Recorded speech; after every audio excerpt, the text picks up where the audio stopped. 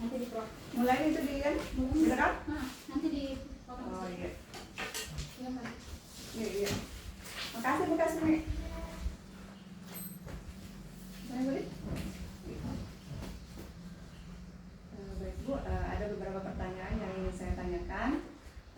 Yang pertama yaitu selama ini bagaimana Ibu dapat mengidentifikasi kasus-kasus yang merupakan dilema etika atau bujukan moral yang ada di sekolah? Baik, pertanyaan yang sangat bagus sekali. Memang di sekolah Bu ya, kadang-kadang terjadi satu bulian, dan ini adalah bukan mungkin ya, ini adalah suatu pelanggaran yang kadang-kadang anak itu belum pahami ya. Jadi tentunya kasus bulian itu perlu juga skala prioritas seperti apa buliannya, kemudian harus kita tangani secara cepat dan tepat untuk kasus seperti itu jika terjadi. Tapi selama ini tidak terlalu tidak seringlah terjadi ya, kadang satu kali lah ya, seperti itu.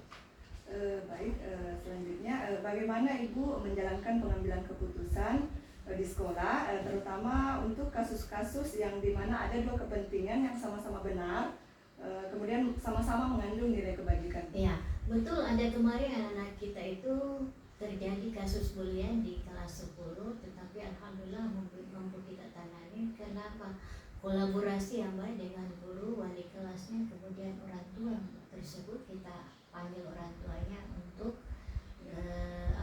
seperti apa di rumah anak ini, karena harus kita tahu latar belakangnya. Sebetulnya ada masalahnya di rumah lalu dia bawa ke sekolah, nah terjadilah kasus seperti itu, bulian itu. Iya.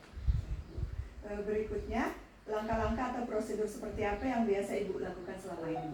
Ya, selama ini kalau ada seperti itu kita bawa ke rapat atau kita hadirkan orang tua anak tersebut untuk penyelesaian secara bijaksana, secara baik, dan kasus seperti ini seperti saya katakan tadi bahwa harus cepat diprioritaskan agar penyelesaiannya lebih cepat.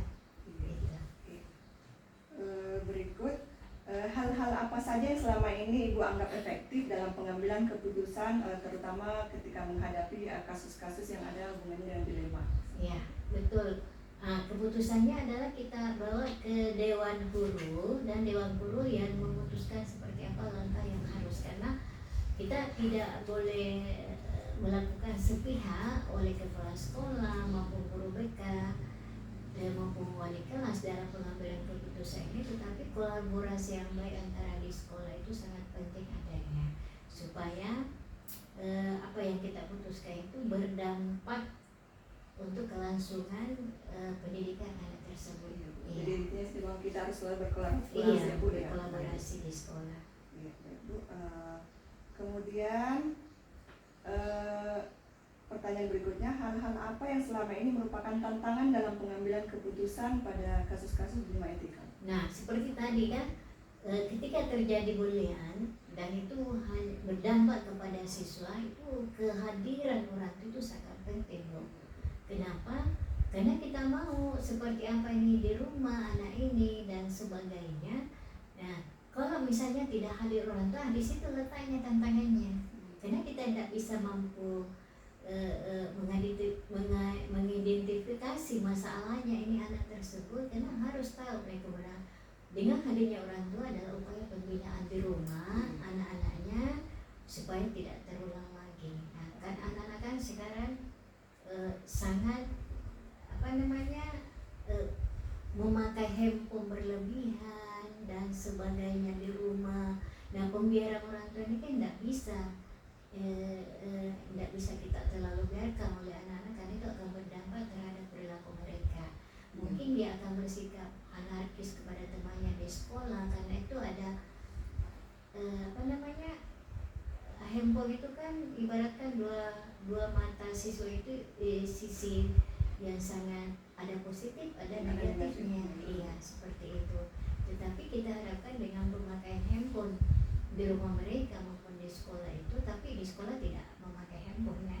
Iya, kecuali kalau guru yang memang berkaitan dengan tugas anak berkaitan dengan tugas-tugasnya ada di bawah orang guru itu boleh membawa. Jadi handphone itu tidak serta merta kita berlaku. Kalau lain tidak boleh sama sekali. Itu adalah boleh ketika dia menggunakan handphone itu Untuk adalah media pembelajaran. Iya. Iya. Ya, kemudian berikutnya, apakah Ibu memiliki ada jadwal tertentu dalam penyelesaian kasus dilema etika, atau ada Ibu langsung menyelesaikan di tempat, atau ada jadwal tertentu untuk Oh menyelesaikan? tidak ada. Kasus itu kita tidak boleh menunggu Iya. jadwal. Iya. Nah, ketika ada terjadi masalah harus secepatnya kita selesaikan masalah karena kita tidak tahu apa yang akan terjadi kemudian hari. Iya, iya, Yang harus cepat diselesaikan dengan guru BK, guru wali kelasnya dengan wakase kesiswaan. Iya. Iya. Jadi harus secepatnya kita Harus selesaikan dengan ditangani baik. segera mungkin, Ibu. Iya. Berikutnya, adakah seseorang atau faktor-faktor apa yang selama ini atau membantu Ibu dalam pengambilan keputusan dalam dilema etika, Bu? Iya, itu tadi kolaborasi. Kolaborasi, Bu. Iya. Kemudian upaya preventif kita lakukan di sini lewat anak-anak dalam pembinaan akhlak mereka. Salat berjamaah, apel pagi, Jumat beriman, olahraga bersama, itu adalah upaya preventif yang dilakukan kepada anak kita agar menjadi satu pribadi berakhlak bagus. Iya. Jadi kita jangan mendidik anak-anak nanti terjadi apa-apa baru kita didik mereka ini dengan ini tidak boleh. Dicegah dulu, ya, Bu. Harus dicegah. Iya. Iya. Itu seperti itu. Baik, ini pertanyaan terakhir, Bu. Dari semua hal yang telah disampaikan, pembelajaran apa yang dapat Ibu petik dari pengalaman dalam mengambil keputusan dalam dilema etika ini? Ya, tentunya pertama adalah dewasa. Iya. Kepala sekolah sebagai penanggung jawab sekolah itu harus dewasa menghadapi. Kemudian bijaksana, adil, bertanggung jawab, berani. Kemudian demikian pula guru-guru di sini, guru BK, guru kesiswaan, semua guru yang ada di sini adalah membuat dewasa. Kasus itu adalah merupakan satu proses pendewasaan diri tidak terjadi, tetapi yang paling penting adalah upaya preventif yang kita lakukan.